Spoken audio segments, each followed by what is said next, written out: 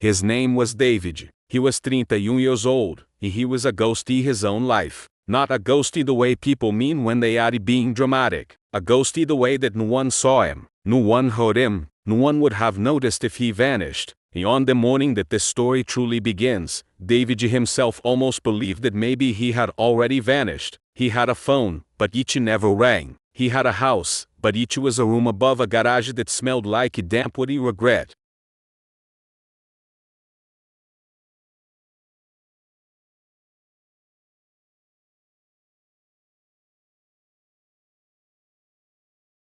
He had a job, but it was one of those jobs that he did not even have to think about. It was the most depressing part of all. His job was to be invisible, to move boxes in a warehouse at night, while the rest of the world slept, to come home as the sun was rising, and to collapse into a bed that felt muddy like a grave. And every single night, as he drove to the warehouse, David would look at the people in the cars around him, people who were coming home.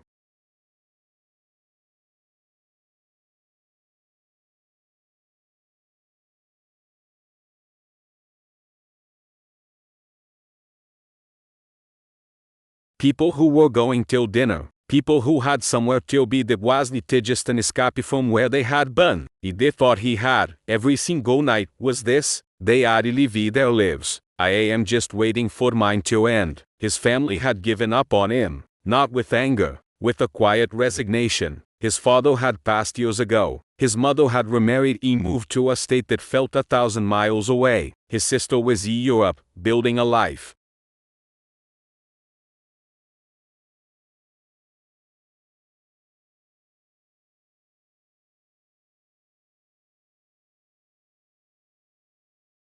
David, the one who used to be the smart one, the one with potential, he was just a ghost. But it is the thing about being a ghost. You can disappear, but you cannot escape yourself. One night, after a particularly long shift, David did something he never did. He didn't go straight home to the dark room. He pulled his car over and he just sat there. He was on a bridge, a concrete bridge over a dark river. He just sat there, staring at the water. And he asked himself one question.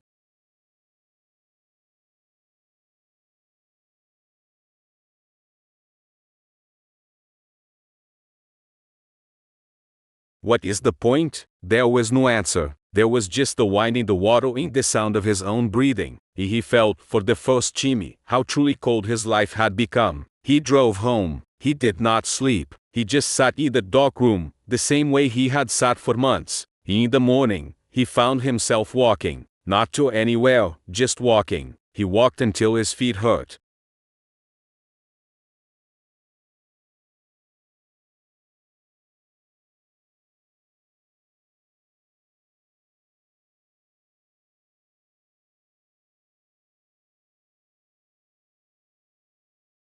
He walked past houses that had lights on, past families eating breakfast, past a life that he was not a part of, and then he found it, the thing that would change everything. It was a small building that he had passed 100 times. It was a Rondo boxing gym. It looked abandoned to most people, but on this morning, a man was standing at the door, an old man, with a face like leather and eyes that were still sharp.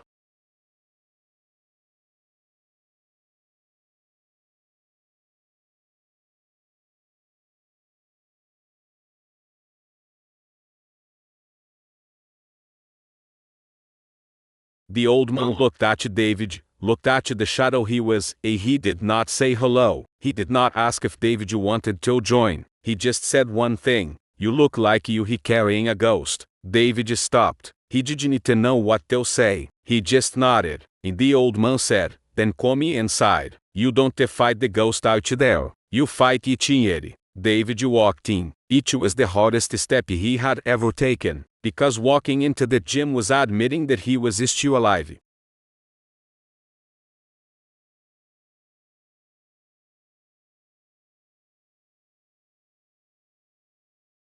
It scared him more than anything. Day 1, he didn't put on gloves. He didn't hit a bag. He didn't even talk. The old man, whose name was Joe, just put a broom in his hand and told him to sweep the floor. David swept for an hour. He didn't complain. He didn't ask why, he just swept. Day 3, he swept again. Day 5, he swept again. And on day 7, while he was sweeping, Joe walked up behind him and said, "All right, put the broom down. Follow me."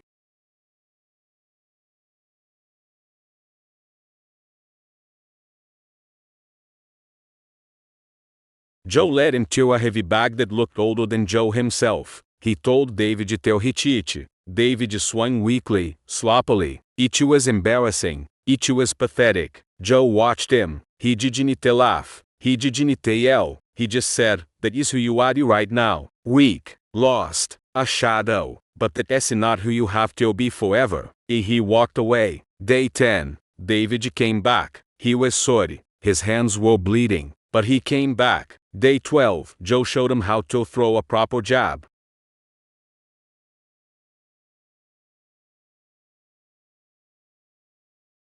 Day 15, a right cross. Day 17, the basics of standing on his feet. Every day, the same thing. Sweeping, hitting the bag, doing push-ups until he collapsed, and then going home to the dark room. But something was happening to David. He was not just learning to fight with his fists. He was learning to fight the voice inside his head. The voice that told him he was nothing. The voice that told him to give up. The voice that had been whispering to him for years. Day 21.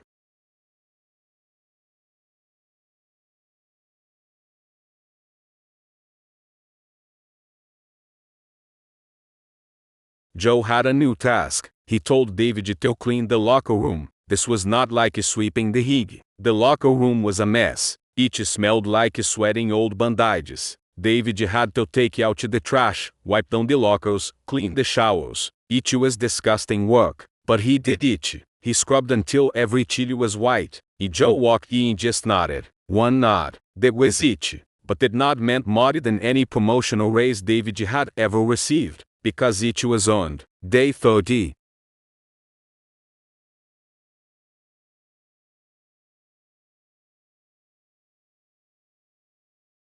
David started to notice something. His body was changing. He was leaner, harder. The fog in his brain was lifting. He was sleeping better, deeper. He was not just existing. He was becoming present. And then the challenge came. The gym was struggling. It was an old building in a part of the city that had been forgotten. The rent was piling up. Utilities were about to be cut off.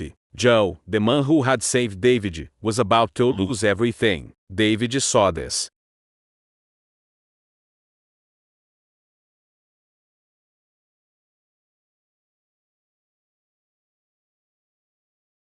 He saw the worry in Joe's eyes, even though Joe never said a word about it. He saw the mounting bills. He could have walked away. He could have said, "I have my own problems." That would have been the old David. But something else had grown inside him. Day 41. David started doing something crazy. He didn't have money to give Joe, but he had chimney. He had energy. He went to the small community center 2 blocks away. He asked them if he could volunteer. Not till the boxing.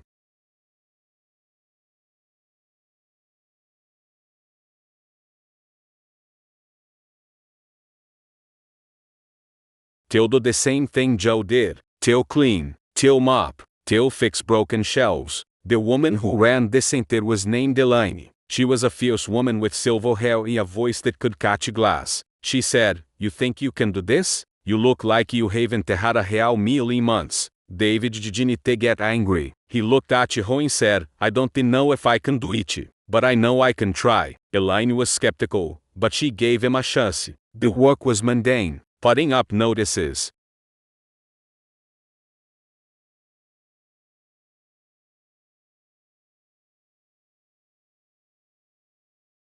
painting a wall, organizing the food pantry for families in need. Day 45. David was stacking cans at the center. The fridge was broken. Food was going bad. He didn't say anything. He went to the hardware store, bought a part with the little money he had left. He fixed the fridge. Elaine saw this. She didn't say thank you. She just looked at him differently. Day 55. The big moment. A local business owner, a man named Mr. Harrison, walked into the gym.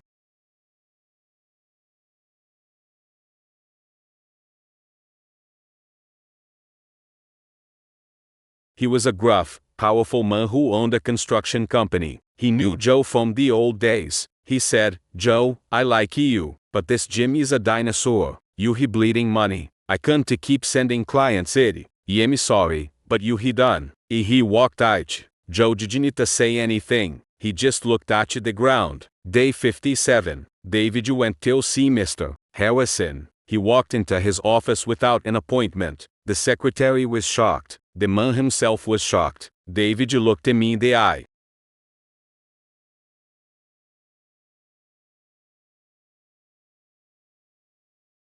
The old David would have crumbled, but the new David, the one who had been punched and bled and scrubbed and swept for 57 days, he stood his ground. He said, "I'm not ready to sell you anything. I'm ready to show you something." He took Mr. Harrison to the gym. He showed him the program Joe had started. He showed him the kids from the neighborhood who had nothing to do after school. He showed him the progress, the discipline, the place that was more than a building. It was a harbor.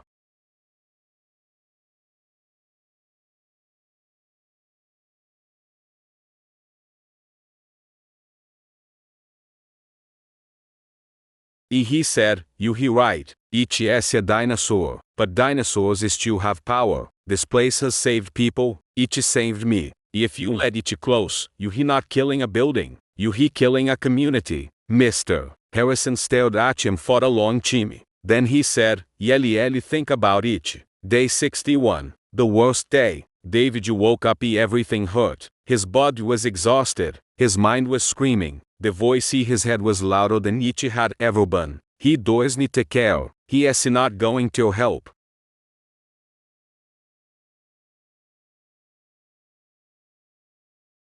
You he going to fail. Joe is going to lose everything because of you. You are still the ghost. You are still nothing. David didn't get out of bed that morning. He lay there until the afternoon. He felt himself sinking back into the old darkness, the comfortable darkness. And then his phone buzzed. It was Elaine. She had a problem at the center. A delivery had come in, huge boxes, and no one was there to carry them. David didn't say, "I'm tired." He didn't say, "I can't do it."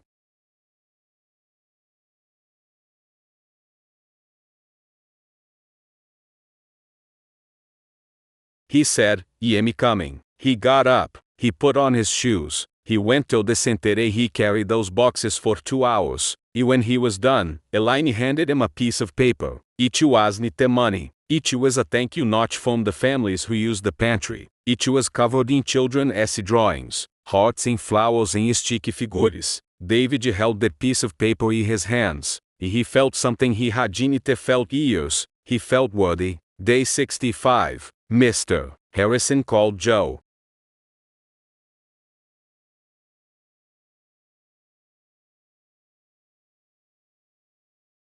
He said, "That kid, that ghost of a kid, he has got a fire in him. I'm not going to let the gym close. Ele cover the rent for the year, but I have one condition. You keep him around. You turn him into a real trainer." Joe looked at David, and for the first time, Joe smiled. A real smile. "You did this," he said. "You fixed the gym." David didn't say anything. He just went back to the heavy bag. Day 70. The story started to spread, not through ads, through word of mouth.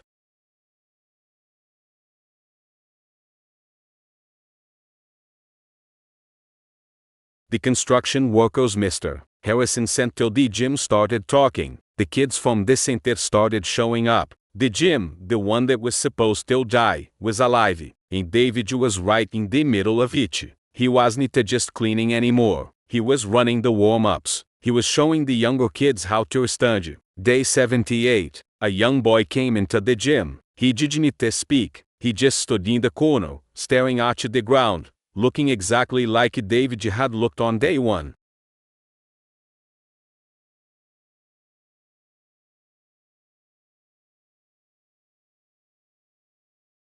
The boy was small, quiet, and his eyes were empty. David walked up to him. He didn't say, "Come on, let us fight." He said, "You look like you he carrying a ghost." The boy looked up at him, and David said, "Come inside. You don't fight it out there. You fight it in here." He handed the boy a broom. He told him to sweep. Day 85. David looked in the mirror in that small locker room, the one he had scrubbed clean on day 21, and he saw a man he didn't recognize.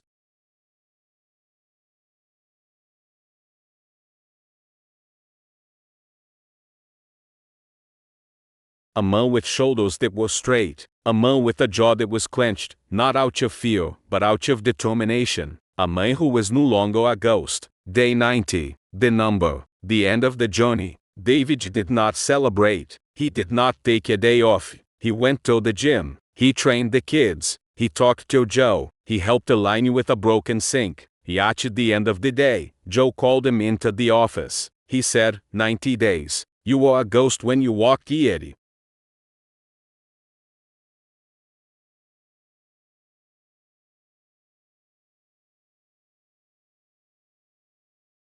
Now look at you. He pushed a piece of paper across the desk. It was an official document. David was now a certified trainer. He was a partner in the gym. It wasn't a big gesture. It was a quiet, powerful, earned achievement. David took the paper. He held it like it was made of glass. Joe said, "You didn't just save the gym, kid. You saved yourself. It is the only thing in this world that actually matters." David went home that night.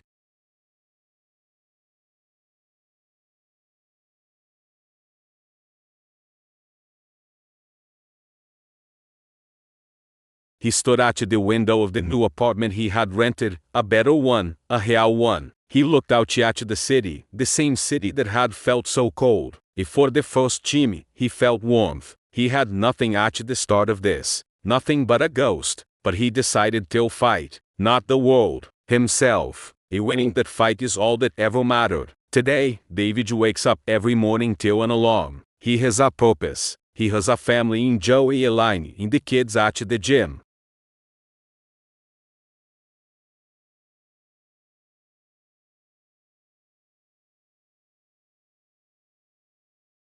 He is not invisible. He is the one who sees the invisibles, the ones who walk with ghosts on their shoulders. He doesn't preach. He doesn't lecture. He just hands them a broom and says, "Get to work." Because he knows that the only way out of the darkness is through it. One step at a time. One day at a time. 90 days at a time. So, if you are out there, right now, feeling like a ghost, feeling like nothing, let this story be your cracky.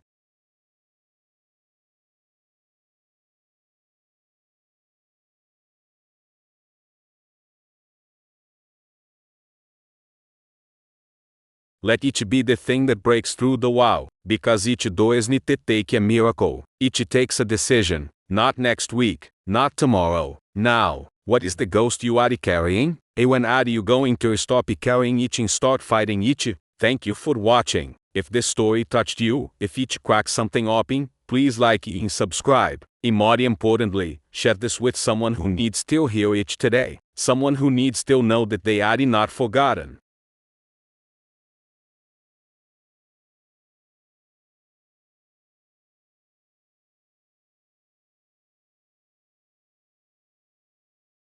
Because no one is ever truly gone until they stop fighting. Don't they stop fighting. If you're ready, we can proceed with the next step, like generating the video or editing the audio script.